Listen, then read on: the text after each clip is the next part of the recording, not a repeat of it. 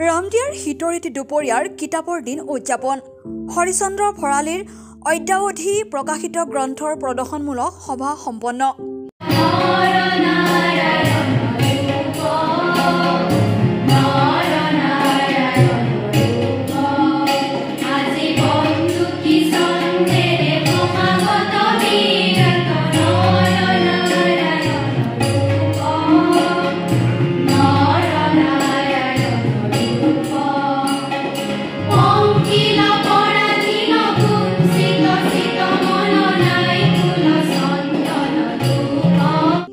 শীতৰ দুপৰীয়া গ্ৰন্থৰ সুবাসেৰে নিমজ্জিত হৈ পৰিল ৰামদিয়াৰ নামপাৰাস্থিত পদমী বিবাহ ভৱন প্ৰাংগণ। নমস্কাৰ, গীতৰ সভাত শুনিয়ে প্ৰধান অলংকাৰ। এতিয়া আমি ইয়াত বহিছোঁ, ইয়াত গ্ৰন্থকাৰ হিচাপত চিনাকি হৈছোঁ। ইয়াত আমি যে বহি আছোঁ যে আমাতকৈ আপোনালোকহে বেছি শ্ৰেষ্ঠ, এনেকৈ মই ভাবোঁ। আৰু এজন লেখকৰ কাৰণে পাঠকসকলে মানে প্ৰধান অলংকাৰ। এতিয়া মই মোৰ লেখক জীৱনৰ বিষয়ে ক'ব বিচাৰিছোঁ যে মই যোৱা ইংৰাজী 2003 আৰু 4 বৰ্ষত মই এদিনো স্কুলৰ ছুটী নোলোৱাকৈ 16খন গ্ৰন্থ প্ৰকাশ কৰিছিলোঁ। 20 শতিকাটো পাৰ হৈ আহিছোঁ। আমাৰো বিশিষ্ট লেখকে 20 শতিকা পাৰ হৈ আহিছে। 20তম গ্ৰন্থ তেখেতে প্ৰকাশ কৰিছে। 20 শতিকা পাৰ হৈ আমি 21 শতিকাত ভৰি দিছোঁ। তেখেতে 21তম সৃষ্টিলৈ ধাৱমান হওক। সৃষ্টিৰ জৰিয়তে পাঠক সমাজৰ মন জয় কৰিবলৈ সক্ষম হোৱা ৰামদিয়া উচ্চতৰ মাধ্যমিক বিদ্যালয়ৰ সহশিক্ষক হৰিচন্দ্ৰ ভৰালীৰ সোমবাৰে এক গ্ৰন্থৰ প্ৰদৰ্শনী সভা অনুষ্ঠিত হয়। হাজোৰ চকামতলী নিবাসী হৰিচন্দ্ৰ ভৰালীয়ে বৰ্তমানলৈকে 20খনকৈ গ্ৰন্থ পাঠক সমাজলৈ আগবঢ়াই অন্যান্য মাত্ৰা প্ৰদান কৰিবলৈ সক্ষম হৈছে। মই যে 20খন কিতাপ যে লিখিলোঁ, সেই 20খন কিতাপৰ এটা চেলিব্ৰেশ্যন, অৰ্থাৎ এই 20খন কিতাপ ইয়াত প্ৰদৰ্শন কৰা হ'ব। আৰু সেই উপলক্ষে আমাৰ এই যিখিনি মোৰ লগ বন্ধু বা মোৰ যিখিনি আমাৰ ষ্টাফৰ মানুহ, তেওঁলোকৰ লগত আমি একেলগে এটা প্ৰীতিভোজন কৰিম, এনেকুৱা উদ্দেশ্যেৰে ইয়াত মিলিত হোৱা গৈছে। 20খনকৈ কিতাপ আপোনাৰ শিক্ষকতা জীৱনৰ লগত কেনেকৈ ইমান সময় মিলাব পাৰে? সেইটো মই আগতে কৈছোঁ যে আমাৰ মানুহৰ যেতিয়া এটা লক্ষ্য থাকে, গতিকে হাজাৰ বাধা বিঘিনি নাহিলেও তেওঁ সেই লক্ষ্যত উপনীত হ'বই। এইটো হ'ল মানুহৰ এটা মানে স্বভাৱ, মানুহৰ এইটো এটা মানে বিশেষ গুণ।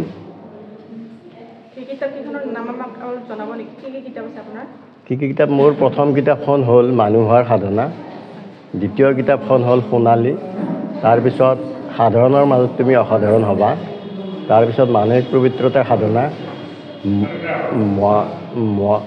মহৎ সপোন, তাৰপিছত বিবিধা, তাৰপিছত এনেদৰে আছে আৰু এই জীৱনৰ কথা, জীৱনৰ ছন্দ,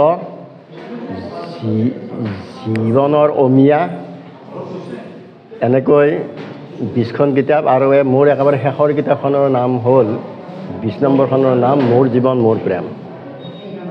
এতিয়া মই ক'বলগীয়া এটা বিশেষ কথা হ'ল যে মই ইংৰাজী 2023 আৰু 24 এই দুটা বৰ্ষত এদিনো ছুটী নোলোৱাকৈ মই চাকৰি কৰোঁ। সেই তাৰমানে মোৰ এই শিক্ষকৰ চাকৰিত এদিনো ছুটী নোলোৱাকৈ মই 16খন কিতাপ উলিয়াবলৈ সক্ষম হৈছোঁ। আৰু সেই 16খন কিতাপৰ এই 4খন কিতাপ মই এইটো মাহতে মানে প্ৰকাশ কৰি উলিয়াইছোঁ। আৰু মই আগতে ইয়াৰ এযুগ আগতে মই 4খন কিতাপ উলিয়াইছিলোঁ। গতিকে সেই হিচাপত মোৰ এতিয়া কিতাপৰ সংখ্যা 21, অৰ্থাৎ 20খন।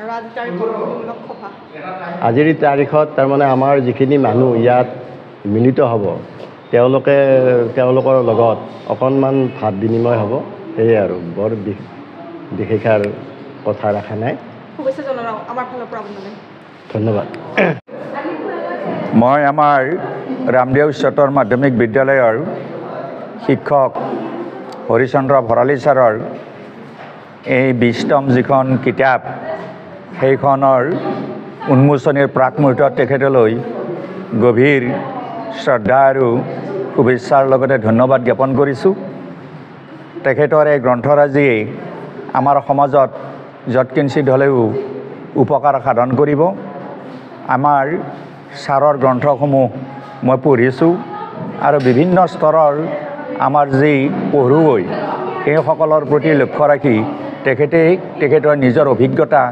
আৰু অধ্যয়নপুষ্ট মনৰ পৰিচয় দাঙি ধৰিছে আমাৰ ভৰালী ছাৰৰ ভৱিষ্যত মই উজ্জ্বল কামনা কৰিছোঁ আৰু সমাজৰ প্ৰতি এইদৰে লিখনিৰ দ্বাৰাই আমাৰ সেৱা আগবঢ়াই যোৱাৰ কাৰণে মই আহ্বান জনাইছোঁ কুৰিখনকৈ গ্ৰন্থ প্ৰকাশৰ পিছতে আজি কিতাপৰ দিন শীৰ্ষক অনুষ্ঠানেৰে হৰিচন্দ্ৰ ভৰালীৰ অদ্যাৱধি প্ৰকাশিত গ্ৰন্থৰ প্ৰদৰ্শনমূলক সভা অনুষ্ঠিত হৈ যায় ৰামদিয়াৰ সুলেখক ৰঞ্জিত তালুকদাৰে আদৰা সভাত সভাপতিত্ব কৰে ৰামদিয়া উচ্চতৰ মাধ্যমিক বিদ্যালয়ৰ অধ্যক্ষ ত্ৰৈলোক্য ডেকাই বিশেষ সম্বন্ধিত ব্যক্তি হিচাপে উপস্থিত থাকি ৰামদিয়া ছোৱালী উচ্চতৰ মাধ্যমিক বিদ্যালয়ৰ অধ্যক্ষ উৎপল চন্দ্ৰ ডেকাই সাহিত্য সৃষ্টিৰ মাধ্যমেৰে পাঠক সমাজৰ সাহিত্যৰ সুধাপান কৰাবলৈ সক্ষম হোৱাৰ বাবে ধন্যবাদ জ্ঞাপন কৰি সাহিত্য সৃষ্টিত বৰ্তি হৈ থাকিবলৈ আহ্বান জনায় ৰামদিয়া ছোৱালী উচ্চতৰ মাধ্যমিক বিদ্যালয়ৰ ছাত্ৰীবৃন্দৰ দ্বাৰা আৰম্ভণি গীতৰ দ্বাৰা আৰম্ভ হোৱা গ্ৰন্থ প্ৰদৰ্শনীৰ সভাত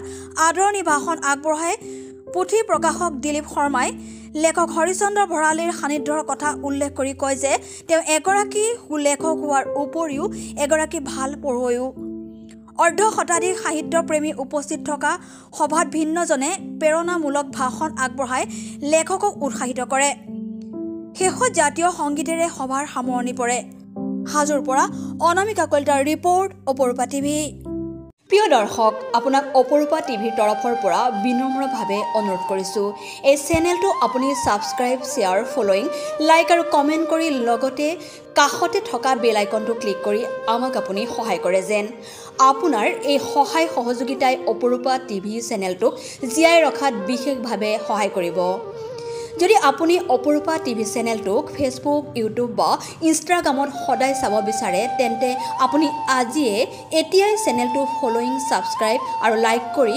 ওচৰতে থকা বেল আইকনটো বজাই দিয়ক আৰু অপৰূপা টিভিক সদায় উপভোগ কৰক আপোনালোকৰ মৰম আৰু আশীৰ্বাদে অপৰূপা টিভিক আগুৱাই যোৱাত যথেষ্ট সহায় কৰিব আমি সদায় প্ৰতিশ্ৰুতিবদ্ধ ৰাইজৰ পক্ষত থাকি ৰাইজৰ হকে আৰু সমাজৰ উন্নতিৰ হকে কাম কৰি যাম বিশেষ জানিব লগা থাকিলে প্ৰিন্স কাশ্যপ পৰিচালন সঞ্চালক তথা মুখ্য সম্পাদক অপৰূপা টিভি মোবাইল নাম্বাৰ 8135819868 নম্বৰত যোগাযোগ কৰিব পাৰিব ধন্যবাদ